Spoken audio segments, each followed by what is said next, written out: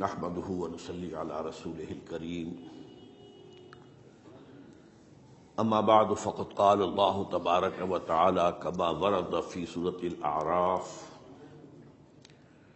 اعوذ بالله من الشيطان الرجيم بسم الله الرحمن الرحيم وإذ قالت أمة منهم لم تعظون قوما الله مهلكهم أو معذبهم عذابا شديدا قالوا معذرة إلى ربكم ولعلهم يتقون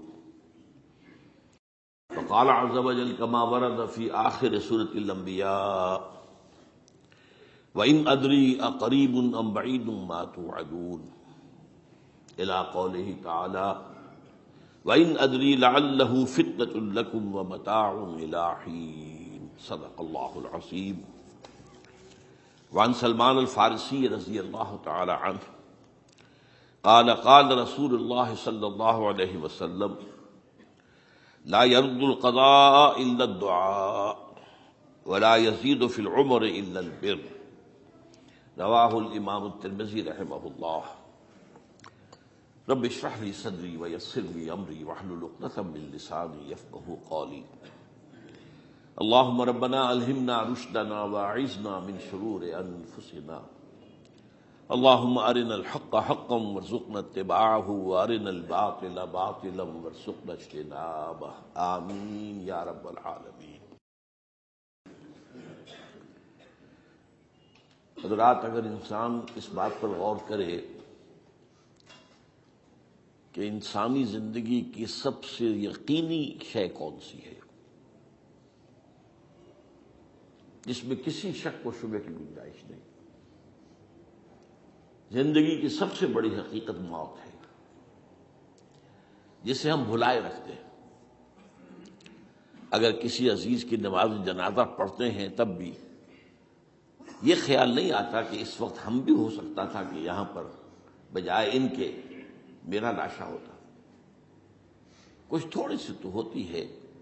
قبر میں جب اتارتے ہیں کسی عزیز کو تو کچھ نہ کچھ احساسات کے اندر کچھ حرکت ہوتی ہے، لیکن بس واپس آنے کے بعد پھر آدمی بھول جاتا ہے موت. لیکن قرآن مجید نے لفظ یقین استعمال کیا ہے موت کے لیے. سورہ حجر کی آخری آیت ہے، حضور سے خطاب کر کے فرمایا وَاعْبُدْ رَبَّكَ حَتَّىٰ يَأْتِيَكَ الْيَقِينُ. اے نبی، آپ تو اپنے رب کی بندگی میں لگے رہیے، اس کی اطاعت میں، اس کی فرمانبرداری میں، یہاں تک کہ موت آ جائے. تو سب سے یقینی شے حیات انسانی کی موت ہے. اسی طرح اس کائنات کی سب سے یقینی شے قیامت ہے. کچھ عرصے پہلے تک جب سائنس آئی تھی، خاص طور پر نیوٹن کا دور تھا، آپ کو یاد ہوگا بہت سو کو جو اصول تھے، میٹر از انڈسٹرکٹیبل، میٹر ڈسٹرائے نہیں ہو سکتا. عام گمان یہ تھا کہ کائنات ہمیشہ سے ہے، ہمیشہ رہے گی. یہ اس دور کا یہ تھا جو ذہنوں میں تصور تھا، جس کو نیوٹونین ایرا آف فزکس کہا جاتا ہے، فزکس کا نیوٹن کا دور. اور ویسے وہ بابا آدم ہے، ماڈرن فزکس کا باپ جو ہے وہ اس میں کوئی شک نہیں، نیوٹن ہے.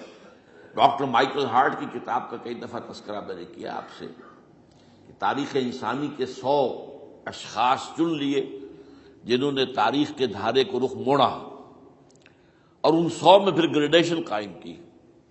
A selection and gradation of the 100 most influential personalities of human history.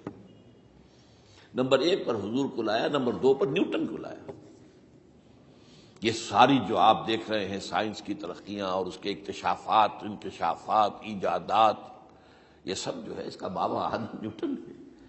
لیکن نیوٹونین فزکس کے اندر بہت سی خامیاں تھیں جو بعد میں واضح ہوئی ہیں، اور آج کا دور آئنسٹائن ایرا کہلاتا ہے. یہ تو اس وقت یہ تھا کہ میٹر انڈسٹرکٹیبل ہے. اب کہتے ہیں نہیں، میٹر تو ڈسٹرائے ہو سکتا ہے، which can change into energy at any time. اور آج تصور یہ ہے کہ اس کائنات کا آغاز بھی ایک خاص وقت پر تھا، بگ بینگ، جس کا ذکر کئی دفعہ میں کر چکا ہوں، اور ایک وقت میں یہ کائنات پھر ختم ہو جائے گی. اور عجیب نقشہ سائنس آج وہی پیش کر رہی ہے جو قرآن مجید کی آیت میں ہے کہ اس دن ہم لپیٹ دیں گے آسمانوں کو، یوم نطوی السماء کطی السجل للکتب کما بدانا نعیدھا، یہ جس طریقے سے کہ پھل جھڑی ہوتی ہے ایک، وہ اس طریقے سے پھیلتی ہے پھل جھڑی، تو اس طریقے سے یونیورس پھیلی ہے، اس کی گیلیکسیز جو ہے پھیلی ہیں، اور پھر یہ ریورس ایکشن اسی طریقے سے ہوگا، یہ لپیٹ لیا جائے گا جیسے کہ پچھلے زمانے میں کتابوں کے تومار ہوتے تھے۔ کتابیں اس طرح کی نہیں ہوتی تھی مجلد جو آپ دیکھتے ہیں، بلکہ یہ کہ ایک کاغذ ہو گیا پورا لکھ لیا، اب یہاں پر کچھ گوند لگایا، دوسرا کاغذ لگا دیا، اس کو طے کر لیا، اب اس کے بعد تیسرا کاغذ یہاں لگا دیا، یہ طے کرتے چلے آ رہے ہیں۔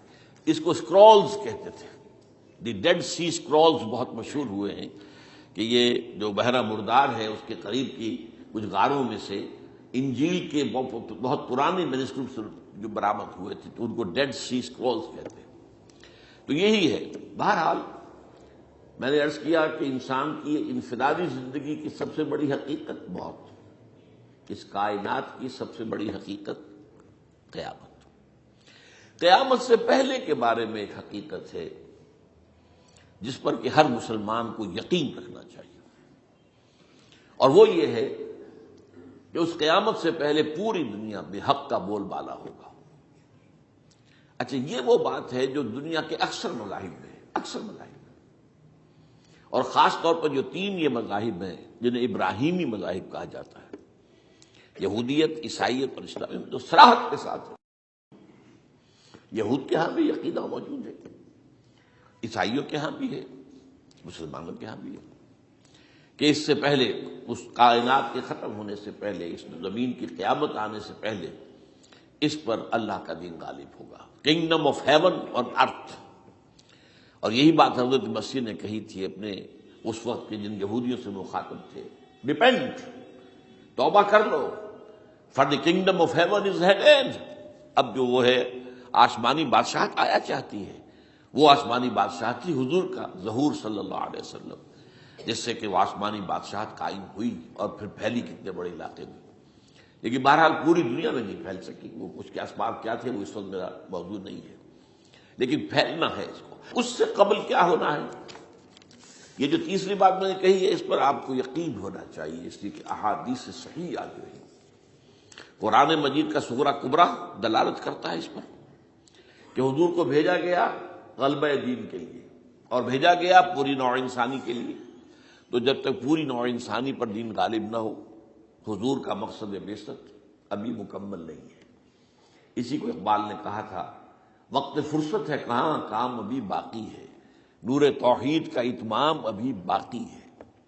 یہ چمن معمور ہوگا نغمہ توحید سے، ایک وقت آئے گا کہ پورا یہ قرآن جو ہے نغمہ توحید کے ساتھ اس کا جو ہے گونج جائے گا، لیکن یہ کہ ابھی تو نہیں ہوا ہے، نہ ہونا ہے۔ اس سے پہلے کا معاملہ ایک ہے کہ جس کی خبریں دی گئی ہیں، اور وہ ہے کہ قیامت میں اس نظام دین حق کے غالب ہونے سے پہلے بڑی خوفناک جنگوں کا ایک سلسلہ ہے جس کی خبریں دی گئی۔ یہ یہود کے ہاں بھی ہیں خبریں موجود، عیسائیوں کے ہاں بھی ہے، جو بائبل کا آخری باب ہے ریولیشنز آف سینٹ جان، وہ کاشفات یوحنا ترجمہ کیا جاتا ہے، اور حضور کی احادیث میں بھی موجود ہے۔ ملاحم، باب الملاحم، یہ بہت سی کتابوں کے اندر باقاعدہ ابواب ہیں، ایک باب، باب الملاحم، جنگوں کا باب۔ ان میں سے ایک جنگ وہ ہے جسے کہا ہے اس یوحنا کی مکاشفات میں آرمگدان، اور غالباً اسی کو حضور نے قرار دیا ہے الملحمۃ العظمی، عظیم ترین جنگ، الملحمۃ الکبریٰ۔ تو یہ بھی یقینی چیزیں ہیں کہ جو ہونے والی ہے۔ یہ ملاحم کیوں ہوں گے؟ آپ اس میں اچھی طرح سمجھ لیجئے کہ اس میں ایک تو ہے عذاب اکبر جو آئے گا یہودیوں پر، ایک ہے عذاب اصغر جو آئے گا مسلمانوں پر۔ میں نے یہ آج سے 20 سال پہلے کتاب لکھی تھی، وہ جو مختلف، پہلے تو وہ نوائے وقت کے اندر کالم کی شکل میں شائع ہوئی تھی، پھر یہ کہ موجودہ اور سابقہ مسلمان امتوں کا ماضی، حال اور مستقبل، غالباً اس وقت آؤٹ آف پرنٹ ہے وہ کتاب۔ بہرحال جن کو بھی دلچسپی ہو وہ اسے کہیں سے حاصل کر لیں، لائبریری سے، مکتبے سے مل جائے گی اور پڑھے اسے۔ یہ 20-22 سال پہلے کی بات ہے، کوئی آج کی بات نہیں۔ تو اس میں ان تمام چیزوں کا میں نے تذکرہ کیا ہے اس لیے کہ عذاب اکبر اس کو کہتے ہیں کہ کسی قوم کا نام و نشان مٹا دیا جائے۔ یہ عذاب اکبر آتا تھا صرف ان قوموں پر جن کے طرف رسول بھیجے گئے اور قوموں نے بحثیت مجموعی رسولوں کا انکار کیا، ان پر وہ عذاب آئے، اسے عذاب استیصال بھی کہتے ہیں۔ فَقُطِعَ دَابِرُ الْقَوْمِ الَّذِينَ ظَلَمُوا، ان کی جڑ کاٹ دی گئی۔ ایک جڑ کاٹنا ہوتا ہے، درخت کو کاٹنا ہوتا ہے، درخت تو کٹے گا تو پھر دوبارہ جڑ میں سے شاید وہ نکل آئے، لیکن نہیں، جڑ سے اکھیڑ۔ لَا يُرَىٰ إِلَّا مَسَاكِنُهُمْ، یہ عذاب جو ہے اب کسی قوم پر نہیں آ سکتا، اس لیے کہ اب کوئی رسول تو آئے گا ہی نہیں، لیکن ایک قوم پر یہ تاریخ کے قرضے کی حیثیت سے موجود ہے، اور وہ قوم یہود ہے۔ ان کی طرف رسول بھیجے گئے حضرت عیسیٰ ابن مریم، رسولا الی بنی اسرائیل، اور انہوں نے یہ بات تو بہت دور کی تھی کہ مانتے انہیں اور ان پر ایمان لاتے، الٹا جو کچھ کیا ہے آپ کو معلوم ہے، انہیں ولد الزنا قرار دیا، جادوگر قرار دیا، واجب القتل قرار دیا، اور اپنے بس پڑتے سولی پر چڑھوا کر دم دیا۔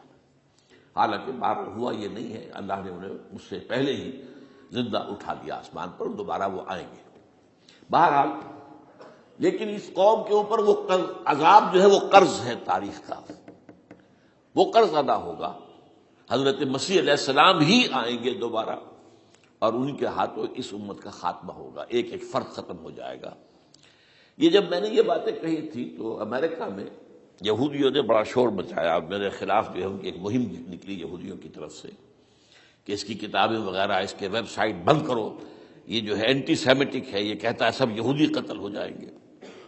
یہاں پر بھی جو میرے ساتھ ایک ڈائلاگ کرنے کے لیے 12-13 پروفیسر آئے تھے امریکہ وغیرہ سے، ان میں سے جو یہودی تھا تو اس نے بہت ناراضگی کا اظہار کیا، آپ کہتے ہیں سارے یہودی ختم کر دیے جائیں گے، یہ بات ظاہر بات ہے پیلیٹیبل نہیں ہے۔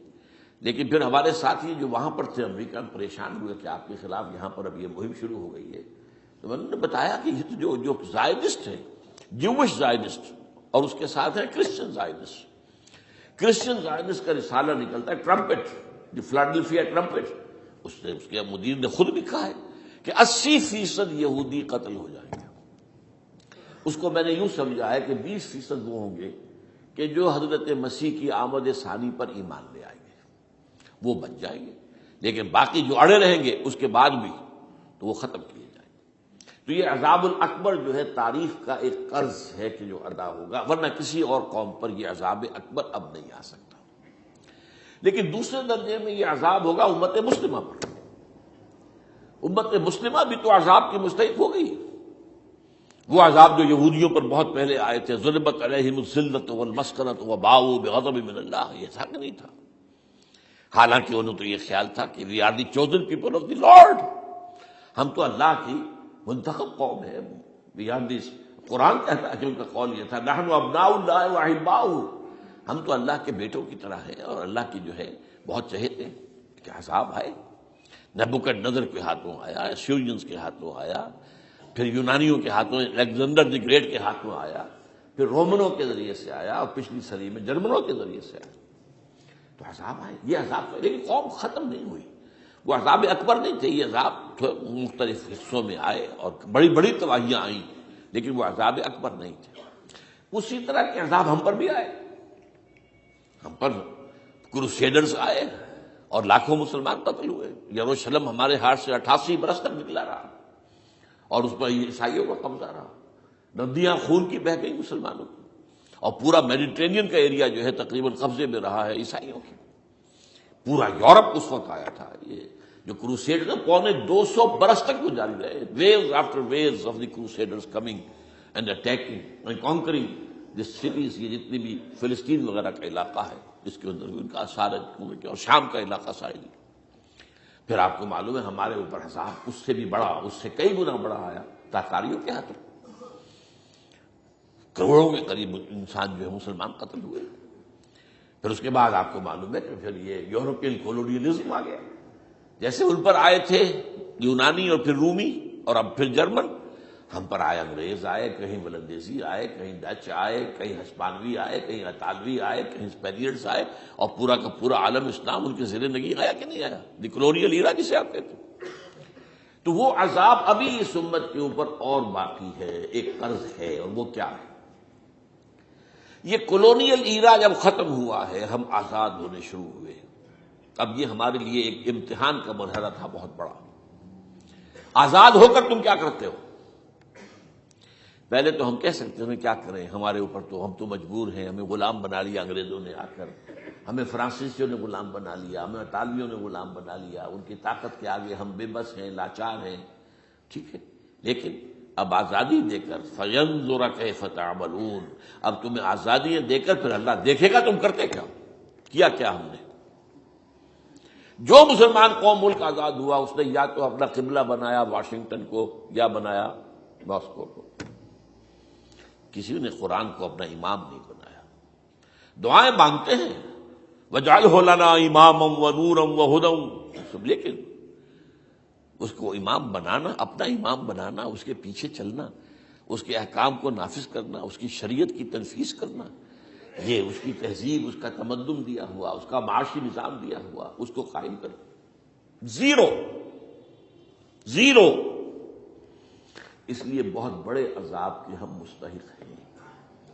بات کڑوی ہے، اچھی نہیں لگے گی، لیکن میں یہ آج سے نہیں کہہ رہا ہوں، میں سن 80 سے یہ باتیں کر رہا ہوں، نوٹ کر لیجیے اس بات کو۔ البتہ اس میں یہ ہے کہ اس امت کا معاملہ سب کا ایک جیسا نہیں، لیسو سواء، جیسے سورہ آل عمران میں کہا گیا ہے کہ یہ اہل کتاب بھی سب ایک جیسے نہیں، ان میں بھی کچھ نہ کچھ نیک لوگ تھے، امت قائمۃ آناء اللیل، راتوں کو کھڑے رہنے والے، عبادت کرنے والے موجود تھے۔ عیسائیوں میں احبار اور رہبان جو تھے وہ بڑے نیک لوگ تھے، اس وقت بھی موجود تھے، لیکن بحثیت مجموعی کا معاملہ کیا ہے اس کو دیکھنا پڑتا ہے، بحثیت مجموعی صورتحال کیا ہے۔ تو صورتحال کیا ہے کہ ہم نے کہیں بھی اللہ کے دین کو قائم نہیں کیا، مذہب تو ہے لیکن ظاہر بات ہے کہ جرم جو ہے تو پوری امت کا، لیکن سب برابر نہیں ہے۔ سب سے بڑے مجرم عرب مسلمان، کیوں؟ انہیں اللہ نے جو مقام دیا وہ کسی اور کو نہیں دیا، حضور ان میں سے تھے، یہ رتبہ بلند ملا جس کو مل گیا، رسول عربی ہے نا۔ نمبر 2، ان کی مادری زبان میں اللہ کی کتاب موجود ہے، انہیں اس کو سمجھنے کے لیے کوئی نئی زبان پڑھنے کی ضرورت نہیں ہے۔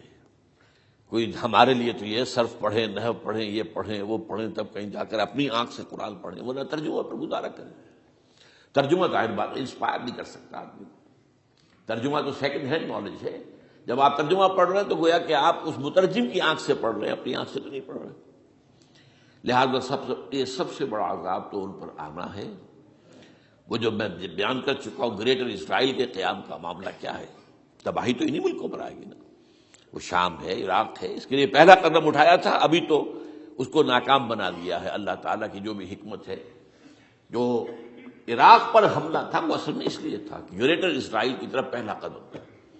شیرون نے کہہ دیا تھا، یہ جو پڑا ہوا اب بھی کہیں مرا نہیں ہے، اس نے کہا تھا جیسے یہ صدام کی حکومت ختم ہوئی ہے، اس کے مجسمے گرائے گئے ہیں کہ ان قریب عراق پر ہمارا قبضہ ہوگا، یہ اصل میں تھا اس گریٹر اسرائیل کی طرف پہلا قدم۔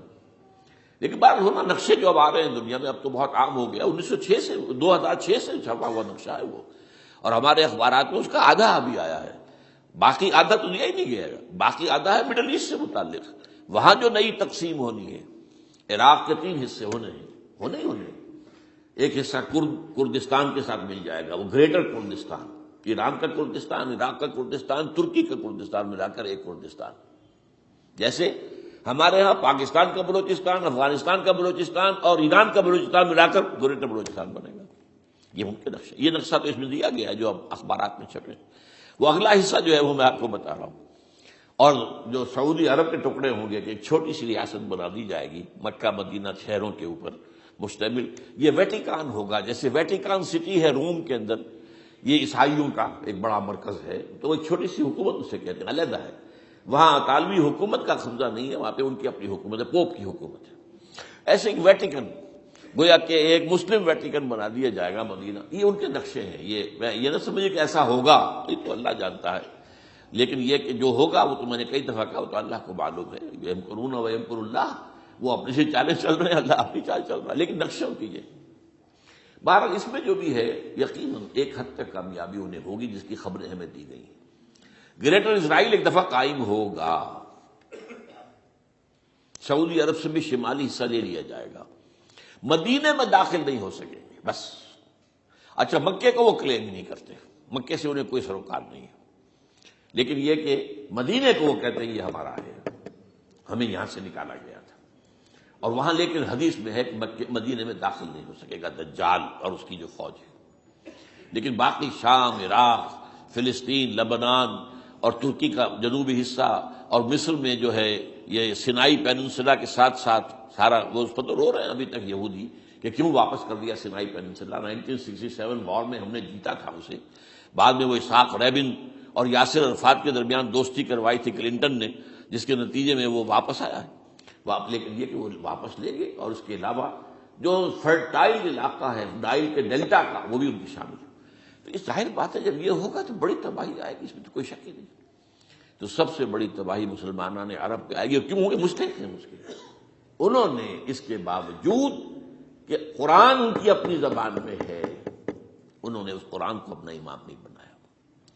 نمبر 2 پر میں ہمیشہ کہتا رہا ہوں کہ جو مسلمانان عجم، اگر فرض کیجئے کہ 140 کروڑ مسلمان اس دنیا میں ہیں تو 30 کروڑ کے قریب جو ہیں وہ عرب ہیں، باقی 110 کروڑ جو ہیں، 1 ارب سے زیادہ تو غیر عرب مسلمان ہیں۔ ان میں سب سے بڑے مجرم جو ہے وہ ہم مسلمانوں نے پاکستان، ہم نے ایک تقسیم کرائی اسلام کے نام پر، ہم نے کہا کہ ہم اسلام کا نظام قائم کریں گے، اور اللہ نے ہمیں معجزے کے طور پر عبور عطا کر دیا پاکستان۔ اب قمری حساب سے 63 برس گزر چکے ہیں، جو آپ 61 کہتے ہیں، اگر قمری حساب رکھے 63 برس ہو چکے، کہاں ہے وہ اسلام؟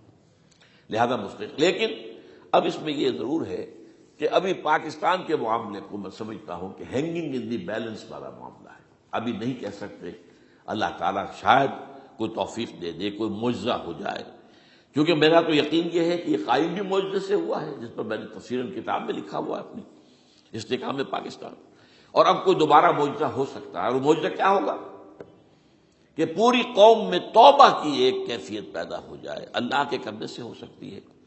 تمام انسانوں کے دل جو ہے اللہ کی 2 انگلیوں کے مابین ہے، حضور نے ہمیں خبر دی ہے، جدھر چاہتا پھر دیتا، تو کوئی عجب نہیں کہ ایسا ہو جائے۔ بہرحال اس اعتبار سے میں آپ سے عرض کر رہا ہوں کہ یہ پاکستان کے بارے میں نے جو آپ کو 2 آیتیں سنائی ہیں سورہ انبیاء کی، اس آخر کے حصے میں آئی ہیں سورہ انبیاء میں، وَإِنْ أَدْرِي أَقَرِيبٌ أَمْ بَعِيدٌ مَا تُوعَدُونَ۔ دیکھو لوگوں، مجھے یہ معلوم نہیں ہے کہ جس عذاب خداوندی کا تم سے وعدہ کیا جا رہا ہے وہ قریب آ گیا یا دور ہے۔ یہ حضور سے کہا جا رہا ہے، قل، آپ یہ کہہ دیجیے، ان ادری اقریب ام بعید ما توعدون۔ ساتھ ہی یہ بھی فرمایا وَإِنْ أَدْرِي لَعَلَّهُ فِتْنَةٌ لَكُمْ وَمَتَاعٌ إِلَىٰ حِينٍ، اور مجھے نہیں معلوم، ہو سکتا ہے کہ یہ تمہارے لیے ایک فتنہ بن کر معاملہ آ گیا ہو اور ابھی تمہیں اور مہلت دے دی جائے۔ اس حوالے سے ہم نہیں کہہ سکتے، اب آپ کو معلوم ہے میں تفصیل سے بیان کر چکا ہوں جس طریقے سے مجموعی طور پر پاکستان کا گھیراؤ کیا گیا ہے، اور جس طریقے سے یہ جتنا نیو کونز کا اور کرسچین اور جو جیوش زائنسٹ ہیں، اور اب ان کے اندر اضافہ کیجیے ہندو زائنسٹ کا، اب یہ جس طریقے سے گھیرے کے اندر لے رہے ہیں پاکستان کو، جس طرح بھارت کی فوج افغانستان میں بھی آ رہی ہے، اس نے اپنے کتنے قونصل خانے کھولے ہوئے ہیں افغانستان میں، کس لیے؟ جو کچھ وہ ہو رہا ہے بلوچستان کے اندر، جو کچھ ہمارا پورا صوبہ سرحد ہے، اور اس سے آگے بڑھ کر جو کچھ کراچی میں ہو رہا ہے، یہ سارے معاملات جو ہیں وہ دیکھ لیجئے تو گویا کہ باہر سے ہمارا گھیراؤ مکمل ہو چکا ہے۔ اور اس میں یہ ہے کہ تازہ جو بمبئی کے اندر جو ہوئے ہیں معاملات وہ نوٹ کیجئے، کس طریقے سے اب اسے کہا جا رہا ہے کہ کچھ مسلمانوں نے کیا ہے، حالانکہ اس کے اندر سب سے بڑا ثبوت یہ ہے کہ ایک ہندو ہیمنت، جس نے کہ وہاں ساری تحقیقات کی کہ سمجھوتا ایکسپریس کو جو اڑایا تھا کس نے اڑایا تھا، اس کی انہوں نے کہا جب کی ہے تحقیقات، اب یہ اس کو گیو دم دی کریڈٹ، ہندو قوم کے اندر کم سے کم یہ بھی بات موجود ہے، جہاں وہ بدماشیاں ہیں وہاں یہ بھی ہے، یہ خیر بھی ہے، جہاں برائیاں ہیں ان کے اندر وہ خوبیاں بھی ہیں۔ ان کا ایک کمیشن ہے، اس نے صاف ایک ہندو کو، اور ہندو بھی سرونگ کرنل کہا یہ ہے ماسٹر مائنڈ، اس نے کروایا، اور وہ گرفتار ہوا، serving kernel of Bharat army. تو اب ظاہر بات ہے کہ اس کو مارا گیا ہے ممبئی میں، اس کو مسلمان کاہے کو مارے گے؟ مسلمانوں کا تو گویا کہ محسن تھا وہ. مسلمان کس وجہ سے اسے ماریں گے؟ اسے مارنے والے کون ہیں؟ وہی ہندو زائرسٹ کہہ لیجیے ان کو، یا ہندو تشدد پسند کہہ لیجیے، جو پاکستان کو ختم کرنے پر تلے بیٹھے ہوئے ہیں. یہ ان کا در حقیقت کام ہے کہ اس شخص نے اتنی بڑی حد تک کی کہ ہمیں جو ہے ہماری سازش کو بے نقاب کر دیا. تو اصل میں لیکن یہ سب کچھ جو ہو رہا ہے وقتی طور پر تو بہت ذرا طوفان اور جوش آیا تھا، معلوم ہوتا تھا کہ شاید 9/11 والا معاملہ جو تھا نیو یارک کا، اس کے نتیجے میں جو ایک دم امریکہ جو ہے نکلا ہے غصے کے اندر، اور پوری قوم اس کی کھڑی ہو گئی اور پوری دنیا جمع ہو گئی افغانستان پر حملے کے لیے. شاید ایسا معاملہ ہو جائے، لیکن نہیں، اللہ کا شکر ہے کہ یہ معاملہ جو ہے ان ادری لعلہ فتنۃ لکم ومتاع الی حین. ابھی کل کی جو تازہ ترین رپورٹ ہے وہ یہ ہے کہ اوباما کو بریفنگ دی گئی ہے کہ پاکستان کے جو نیوکلیئر بامز ہیں وہ ولنریبل ہے، اور ان کے اندر اندیشہ ہے کہ وہ جو ہے شدت پسندوں کے ہاتھ میں نہ پڑ جائے. اس کو کوئی نہ کوئی بہانہ انہوں نے بنانا ہے، یہ جو میں آپ سے عرض کر چکا ہوں. کچھ ہمارے لوگوں کو یہ امیدیں ہو گئی تھی براک اوباما کے آنے سے. یہ میں نے پھر اس کے بعد ایک مضمون میں پڑھا ہے، آپ کے لیے بھی نئی بات ہوگی. براک کا لفظ جو ہے اس میں یہ بھی اسلامی ہے، یہ برکت سے ہے، اس لیے کہ اس کا باپ جو ہے وہ سواحلی علاقے کا، سواحلی زبان جو ہے کینیا کا ساحلی علاقہ جو ہے وہ سواحلی زبان جو ہے اس میں عربی کی بڑی آمیزش ہے، کیونکہ وہ تو بہت قریب ہے نا، عرب سے کتنا فاصلہ ہے، وہ درمیان میں وہ ریڈ سی ہے، بڑا چھوٹا سا سمندر ہے. تو سواحلی زبان میں عربی اثرات ہیں. تو یہ برکت والی بات، جیسے ہم کہتے ہیں کسی کا نام برکت حسین، برکت علی، تو یہ وہ ہے باراک برکت والا، باراک حسین، اور پھر حسین کا موجود. تو اس سے بڑی توقعات ہو گئی تھی، لیکن نظر یہ آ رہا ہے کہ جو بش کا ایجنڈا تھا، اس لیے کہ اصل میں اس کی پالیسی بنانے والے میں آپ کو بتا چکا ہوں کوئی ایک فرد نہیں ہوتا وہاں تو پورے ادارے ہیں، بڑے بڑے تھنک ٹینکس ہیں.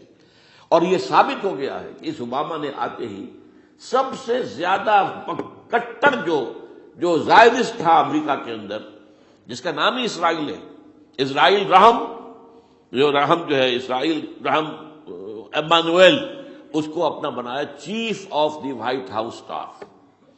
اور یہ وہ شخص ہوتا ہے کہ جو گویا کہ جس کے گھیرے میں ہوتا ہے صدر امریکہ کا. صدر سے کون مل سکتا ہے یہ فیصلہ کرے گا، کون نہیں مل سکتا یہ فیصلہ کرے گا، کون سی رپورٹ صدر تک جائے گی یہ فیصلہ کرے گا، کون سی رپورٹ روک لی جائے گی یہ فیصلہ کرے گا. تو گویا کہ صدر کے کان بھی ہو، صدر کی آنکھ بھی ہو، لہذا صدر جو ہے اس کے تو اوپر گھیرا ہوتا. اور اس سے بھی آگے بڑھ کر نوٹ کیجیے، میں نے آپ کو پہلے بتایا بھی تھا، ساؤتھ ایشیا کے لیے اس نے اپنا ایڈوائزر بنایا ہے ایک ہندو کو. اس کا نام ہے سونال شاہ. اور یہ جو ہندوؤں کی تنظیم ہے، جو انتہائی جو ایکسٹریمسٹ ہندو ہیں، وشوا ہندو پریشد، یہ وشوا شری پرشانت ہے جس کا اسٹوڈنٹ ونگ ہے بجرنگ دل کا. یاد ساؤتھ ایشیا سے مراد بھارت اور پاکستان، اس کے معاملات میں اس کا ایڈوائزر جو ہے سونال شاہ. تو حالات جو ہے اس اعتبار سے انتہائی یوں سمجھیے کہ خطرناک. اور دوسری طرف اندرون معاملہ کیا ہے؟ سائنس کی دو اصطلاحات آپ نے سنی ہوگی، سینٹریفیوگل فورسز، سینٹریپیٹل فورسز.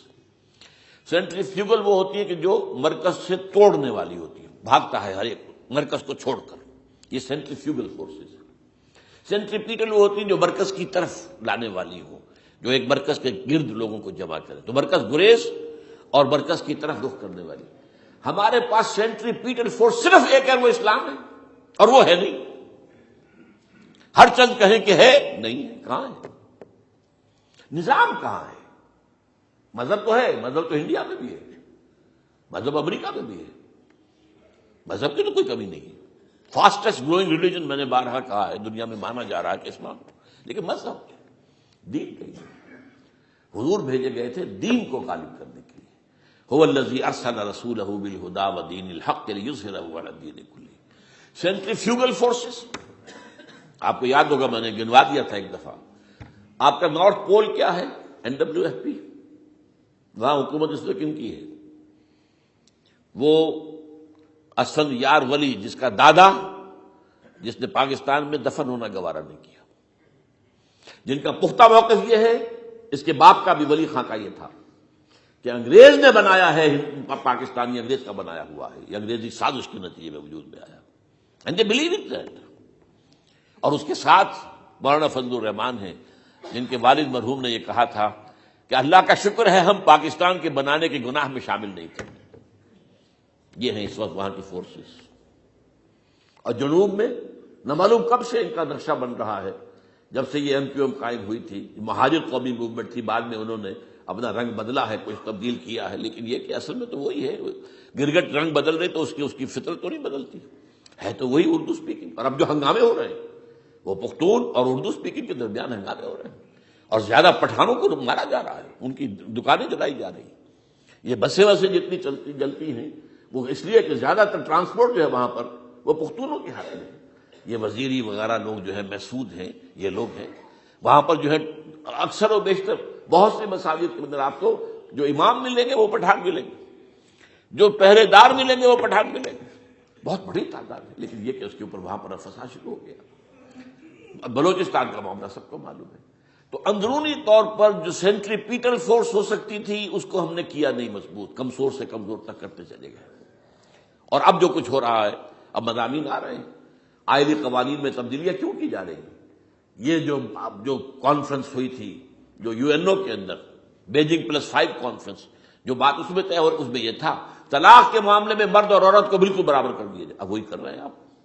یہ سواری آئی کائے کے لیے؟ جیسے مرد طلاق دے سکتا ہے عورت بھی طلاق دے سکتا ہے. اسلام میں یہ نہیں ہے. اسلام میں یہ ہے کہ عورت طلاق لے سکتی ہے، دے نہیں سکتی.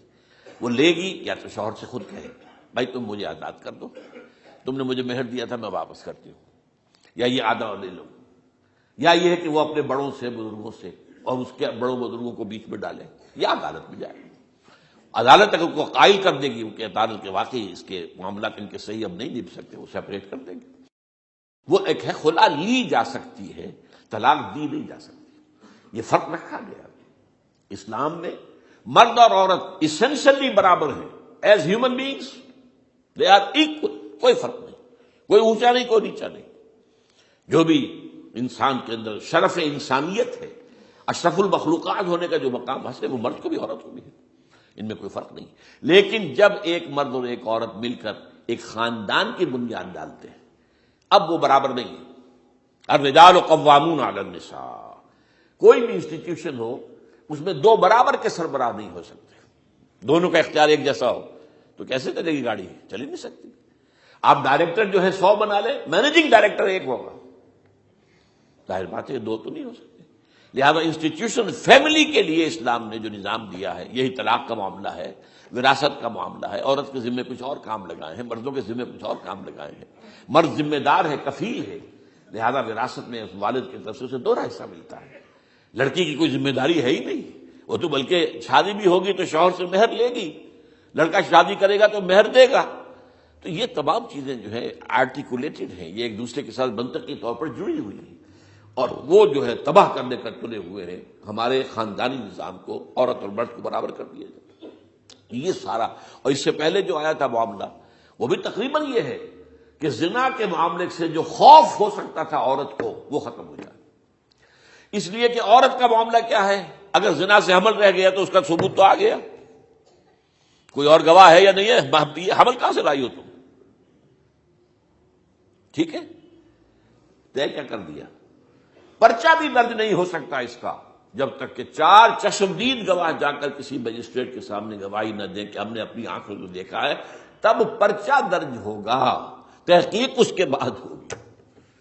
یہ کہاں ہوگا؟ اس کا مطلب ہے وہ خوف ختم، جو خوف ہو سکتا تھا، جو عورت کو روکتا ہے. ایک تو یہ کہ ہمارے ہاں وہ جو بھی آبادی کا معاملہ تھا اور یہ جو برتھ کنٹرول کے معاملے نے آ کر خوف ختم کیے تھے. اور اس کی باقاعدہ جو ہے امریکہ میں، یورپ میں تعلیم دی جاتی ہے.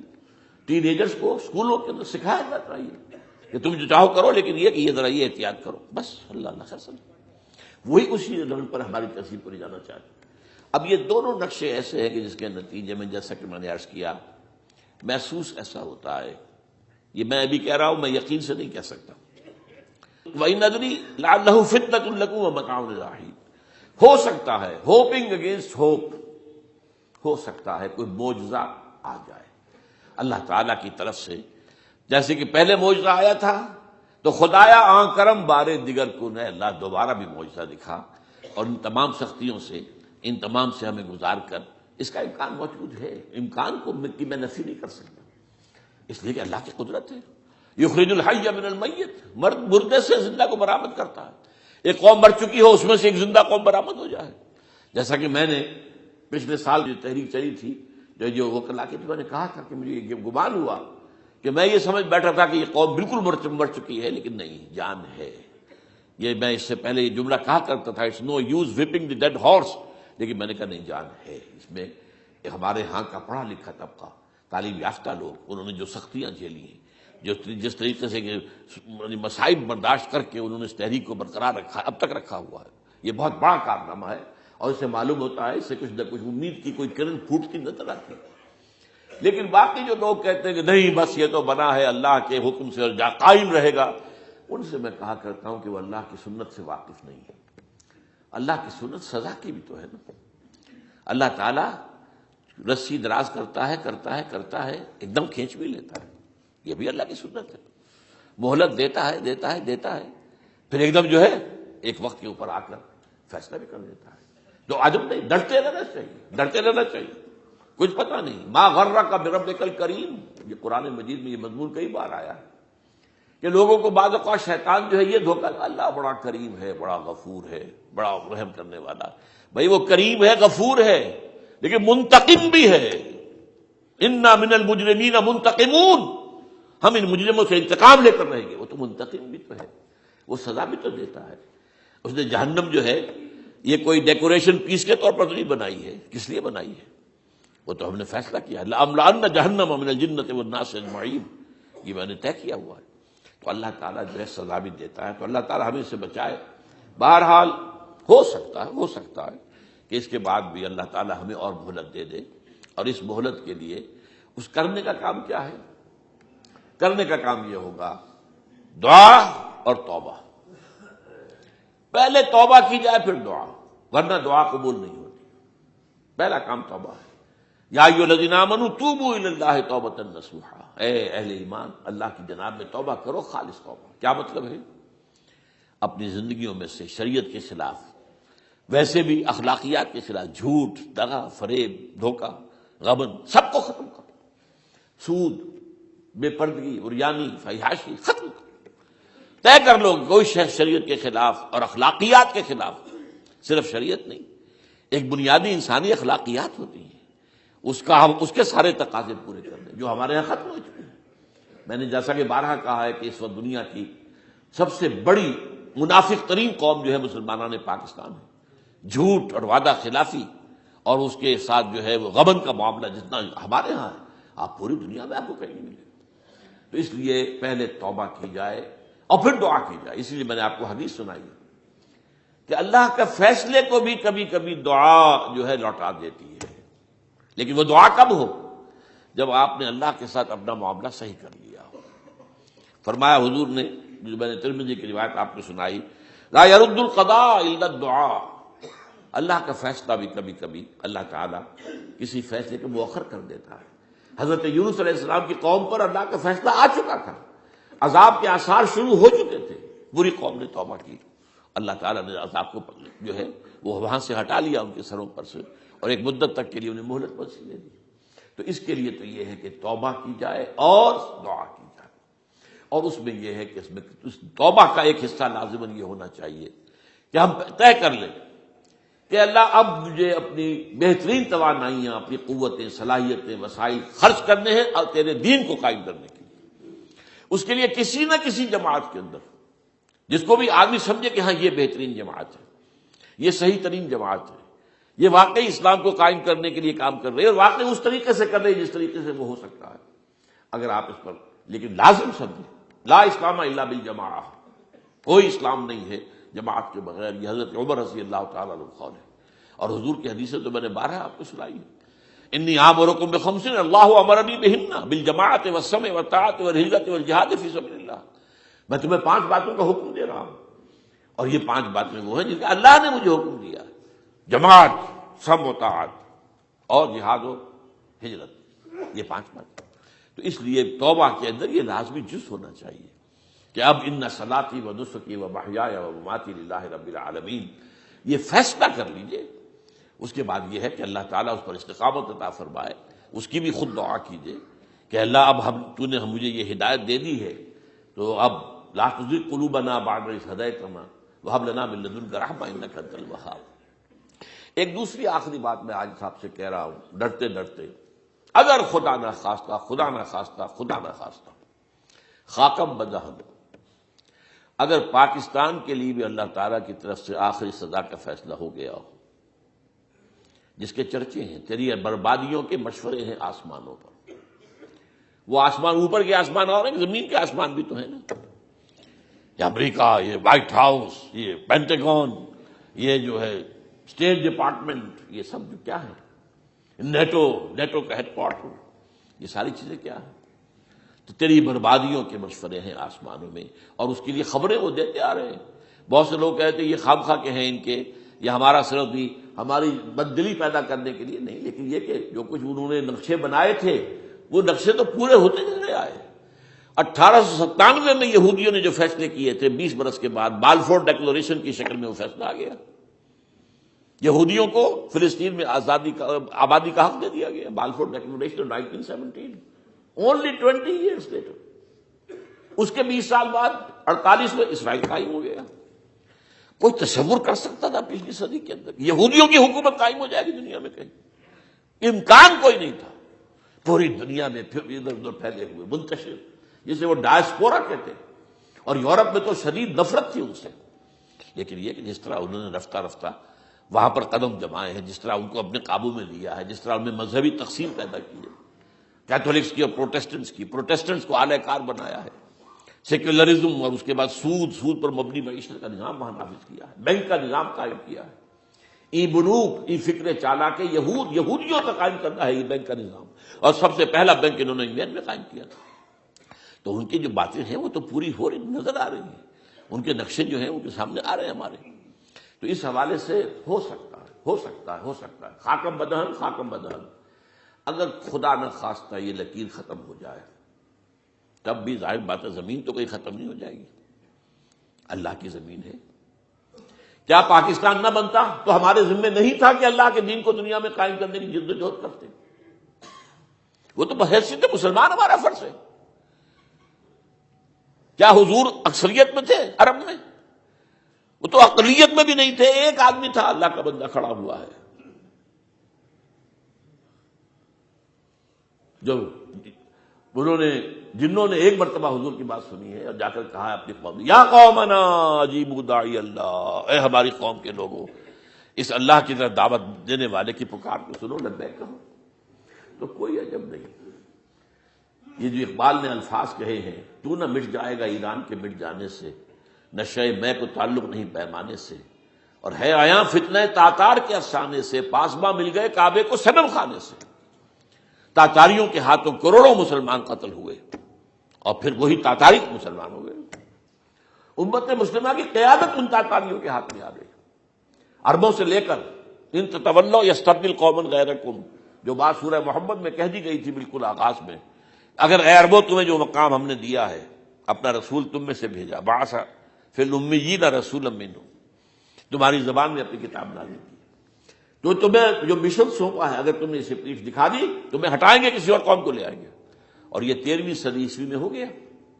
1258 میں آخری خلیفہ بنو عباس کا اسے محل سے نکالا ہے مستعصم باللہ کو، اور ایک جانور کی کھال میں لپیٹ کر ڈال دیا ہے گلی میں، اور گھوڑے دوڑا دیے اس کے اوپر۔ یہ آخری چراغ گل ہوا ہے بنو عباس کا، جس پر کہا تھا سعدی نے، آسمارا حق بود بر خوب بارد بلغمی بر زوال ملک مستعصم امیر المومنین۔ مستعصم باللہ نام تھا آخری خلیفہ کا، اس کی حکومت کے زوال پر آسمان سے خون بھی برسے تو اس کا حق ہے آسمان کو کہ خون کی بارش کرے۔ تو یہ چیزیں ہیں جو کہ نوٹ کرنے کی ہیں۔ اگر خدا نہ خواستہ ایسا ہو جائے تو ظاہر بات ہے کہ اسلام پھر بھی زندہ رہے گا۔ ہم مر سکتے ہیں، اسلام نہیں مرے گا، اسلام کو تو رہنا ہے۔ جیسا کہ حضور نے فرمایا کہ میں آخری رسول ہوں، تم آخری امت ہو، وہ تو یہ ہے، البتہ یہ ہے ہو سکتا ہے ہم سے یہ قیادت چھین کر کسی اور کو دے دی جائے، اور کوئی عجب نہیں کہ ہندوؤں سے ہمیں پٹوا کر ہندوؤں کے ہاتھ میں دے دی جائے۔ تاریخ کی میں مثال دے رہا ہوں، ہے یہاں فتنہ تاتار کے افسانے سے، پاسباں مل گئے کعبے کو صنم خانے سے۔ آخر ہندوستان میں 20 کروڑ مسلمان ہے کہ نہیں، بلکہ زیادہ ہے۔ آپ سوچئے اس ہندوستان کی سرزمین سے شیخ احمد دیدار پیدا ہوا تھا، جس نے پوری دنیا میں عیسائیوں کو جو ہے وہ مناظروں میں شکست دی ہے۔ اسی ہندوستان سے آج ذاکر نائک کھڑا ہوا، پوری دنیا میں ڈنکا بجا رہا ہے، عیسائیت کے خلاف، یہودیت کے خلاف، ہندو مت کے خلاف، ان کی کتابوں سے، ان کے ویدوں سے، ان کے تمام جو سکرپچرز ہیں ان کے حوالے سے ثابت کر رہا ہے تمہارا دین غلط ہے، تمہارے ہاں تو محمد کی بشارتیں موجود ہیں، دیکھو یہ ہے، یہ کتابیں ہیں، یہ پڑھی انہوں نے۔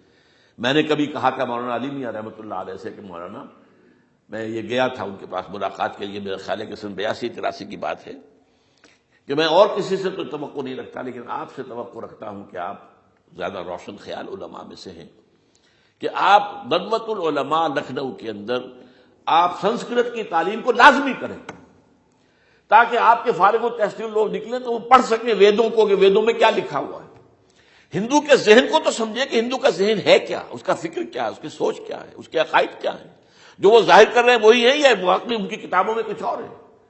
آج ہمارا بھی ظاہر بات ہے کہ آج اسلام جو ہے کوئی تازیوں کے جلوسوں سے کوئی اسلام کو پہچانے، یا جو پیروں کے مقبروں کے اوپر جو ہے صوفیہ کے جو عرس ہو رہے ہیں اس کے حوالے سے اسلام کو پہچانے گا تو کیا وہ صحیح اسلام کو پہچانے گا؟ اسی طریقے سے آپ کو ہندو مذہب کا ذہن جو ہے کیا ہے، تو وہ وعدہ کیا کہ ہاں آپ نے بہت اچھی بات کہی ہے۔ 2 سال کے بعد میری ملاقات وہاں ہوئی ایک کانفرنس میں، وہ بھی مضبوط ہے، میں بھی تھا شکاگو میں، میں نے پوچھا مولانا وہ آپ نے کیا؟ کہ میں تو بھول ہی گیا۔ یہ ہمارے علماء کا اصل میں معیار ہے، نئی بات کو جو ہے کوئی قبول کرنا ان کے لیے اتنا آسان نہیں۔ آج ذاکر نائک کر رہا ہے، ڈٹ کر کر رہا ہے، ان کے اسکرپچر سے، ان کے حوالوں سے، اپنشد سے، اور تمام جو ان کے جو ہے ویدوں سے، تو یہ کام جو ہو رہا ہے۔ اسی طریقے سے یہ بھی بات میں آپ کو بتا دوں کہ میرے دورہ ترجمہ قرآن کی جس قدر پذیرائی بھارت میں ہو رہی ہے، پاکستان میں نہیں ہے۔ پاکستان میں تو میرے چینلز بند کر دیے گئے، مجھ پر بہت سے چینلز جو ہیں ان کا دروازہ بند ہے، پی ٹی وی میں تو میرا داخلہ ہی حرام ہے، اور باقی سب پہ بند کر دیا گیا۔ ایک جو ہے ہمارے ہاں ایک مائنورٹی کمیونٹی ہے، وہ اتنی زوردار ہے، اور ظاہر بات ہے نیوسنس ویلیو اگر زیادہ ہے تو وہی چیز دنیا میں چلتی ہے۔ آپ کو معلوم ہے بند کرا دیا انہوں نے کچھ عرصے کے لیے، ذاکر کا پروگرام بھی ممبئی میں بند کرا دیا تھا لیکن وہاں تو کھل گیا، اس لیے کہ کم سے کم ذاکر نے پچھلے دنوں کہا ہے ایک کانگریس ایک اپنے اجلاس کے اندر، اور یہ عجیب بات ہے، اس سے پہلے اس نے کبھی کوئی سیاسی بات نہیں کی، لیکن اس نے یہ بات کہی ہے کہ پہلے تو کہا جاتا تھا ہندوستان میں کہ مسلمان تعلیم حاصل نہیں کرتے، جاہل ہیں، اس لیے پیچھے رہ جاتے ہیں، اور آج جب مسلمان آگے ہے تعلیم میں تو اب آئی ٹی کے میدان میں دروازہ بند کر دیا گیا مسلمانوں کا۔ یہ اس نے کھل کر کہا ہے، بامبے کی اسٹیج پر کہا ہے، لیکن اس نے یہ کہا کہ جو کچھ بھی ہے ہندوستان میں، لیکن ایک بات ہے کہ ہندوستان کی عدلیہ صحیح جگہ پر قائم ہے، اس کا مقام درست ہے۔ آپ سوچئے ہمارے ہاں اس کا تصور ہے کہ اس طریقے کی انکوائری کمیٹی آئے اور اس طرح کھل کر اس کا جو ہے لوگوں کے سامنے اس کو بیان بھی کر دیا جائے۔ ہمارے ہاں تو کسی انکوائری کمیٹی کی رپورٹ آج تک سامنے آتی ہی نہیں، سب بند، کوئی کمیٹی جو بھی کچھ ہو جائے اس کے بعد کسی کو پکڑنا، سرونگ کرنیل کو پکڑ لینا، تو عدلیہ قائم ہے۔ جیسے کہ کبھی چرچل نے کہا تھا جب بے انتہا تباہی ہو گئی تھی سیکنڈ ورلڈ وار میں، اور لوگ آئے کہ برباد ہو گئے، تباہ ہو گیا، یہ ہو گیا وہ، اس نے کہا یہ بتاؤ کہ برطانیہ میں عدالتیں کام کر رہی ہیں کہ ہاں، بس ٹھیک ہے، پھر یہ ملک قائم رہے گا۔ یہ معاملہ جو ہے بھارت کے اندر عدالتیں ہیں چل رہی ہیں، تو اس حوالے سے کوئی عجب نہیں، کوئی عجب نہیں۔ ہمیں اصل میں جیسا کہ میں نے کہا تھا کہ ہم وطن پرست نہیں ہیں، ہم زمین پرست نہیں ہیں، وندے ماترم یہ ہمارا ترانہ نہیں ہے، زمین کے پجاری نہیں ہیں، ہمیں پاکستان سے محبت ہے اور پاکستان کا دفاع کریں گے۔ اور بڑے عمدہ بات ہے کہ اس موقع پر جو ہے تمام ہماری جو اپوزیشن پارٹیز ہیں وہ جا کر جمع ہو گئی ہیں، آل پارٹیز کانفرنس کے اندر یکجہتی کا ثبوت دیا ہے۔ یہ اسلام کے لیے ہونا چاہیے، صرف ایک خطہ زمین کے لیے نہیں، اصل میں شے جو ہے ہمیں جو مقصود ہے وہ اسلام ہے۔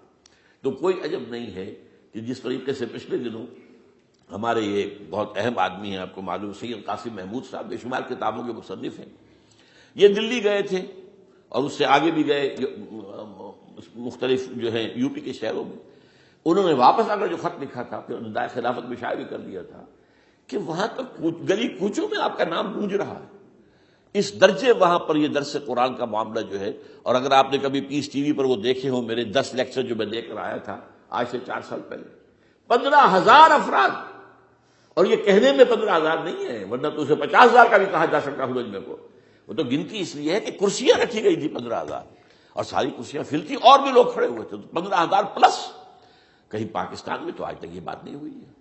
لیکن یہ کوئی عجب نہیں، قرآن مجید میں سورہ انعام میں نقشہ کھینچ دیا گیا ہے. حضور سے کہا گیا اے نبی آپ مایوس اور بددل نہ ہو، اگر یہ مکے والے ہماری اس کتاب قرآن کی قدر نہیں کر رہے تو ہم نے ایک قوم کو تیار کر رکھا ہے جو اس کی ناشکری نہیں کریں گے، ناقدری نہیں کریں گے. ان یکفر بہا ہؤلاء، اگر یہ لوگ مکے والے آپ کی قوم اگر یہ کفران نعمت کرے گا قرآن کا تو ہم نے ایک اور قوم کو تیار کر رکھا ہے. وکلنا بہا قوما لیسوا بہا بکافرین، وہ اس کی ناقدری نہیں کریں گے. اب دیکھ لیجیے معجزہ کیا ہوا، مدینے میں تو حضور کا قدم مبارک بھی نہیں پہنچا اور وہاں انقلاب آ گیا. آپ کے 2 ادنا خادم، ادنا شاگرد گئے ہیں، اور مصعب بن عمیر اور عبداللہ بن ام مکتوم جو نابینا تھے رضی اللہ تعالیٰ عنہما، اور وہاں انقلاب آ گیا. دونوں قبیلے ایمان لے آئے، ساری ان کی جو ٹاپ کی لیڈرشپ تھی ایمان لے آئی، اور وہ یثرب جو ہے مدینہ النبی بن گیا، وہ دارالہجرت بن گیا. تو کوئی عجب نہیں. تو ہمیں تو چمٹے رہنا ہے اسلام کے ساتھ، اور اس کے لیے اپنی جد و جہد کو جاری رکھنا ہے. اور اس ملک کے اندر بھی ہر خیر کی بات کی ہم دعوت دیتے رہیں گے، مشورے دیتے رہیں گے. البتہ یہ ہے کہ لوگ کہہ سکتے ہیں کہ تم کس قوم کو، یہ تو ختم عذاب ہونے والا ہی ہے، بس کس کو ڈرا رہے ہو. تو اس لیے میں نے آیت پڑھی تھی، اذ قالت امۃ منہم لم تعظون قوما اللہ مہلکہم او معذبہم عذابا شدیدا. جبکہ ایک قوم نے کہا کیوں ان کو واعظ کہہ رہے ہو، کس لیے، کچھ حاصل نہیں، اب ان پر تو اللہ کا عذاب آ کر ہی رہے گا اور عذاب علیم آ کر رہے گا. تو انہوں نے جواب دیا قالوا معذرۃ الی ربکم، ہم اپنے رب کے حضور میں جا کر معذرت تو پیش کر سکیں گے. اے اللہ ہم چمٹے رہے تیرے دین کے ساتھ، اے اللہ ہم نے اپنے آپ کو وابستہ کیے رکھا، اپنی بہترین صلاحیتیں اور قوتیں اور اپنی توانائیاں صرف کی ہیں اے اللہ اس کام کے لیے. اور یقین کا لفظ میں نے شروع میں کہا تھا آپ سے، موت اور قیامت، اور 2 مرتبہ آیا ہے قرآن کے بارے میں، ان ھذا لہو الحق الیقین، انہ الحق الیقین، یہ حق الیقین، یقین کا حقدار جو ہے وہ قرآن ہے. تو کیا پتہ یہ جو یقین ہے اللہ کی کتاب کی شکل میں، اس سے کسی اور جگہ پر انقلاب آ جائے، کوئی بعید نہیں. یہ اللہ تعالیٰ کے فیصلے ہوتے ہیں. اقول قولی ھذا واستغفر اللہ لی ولکم ولسائر المسلمین والمسلمات.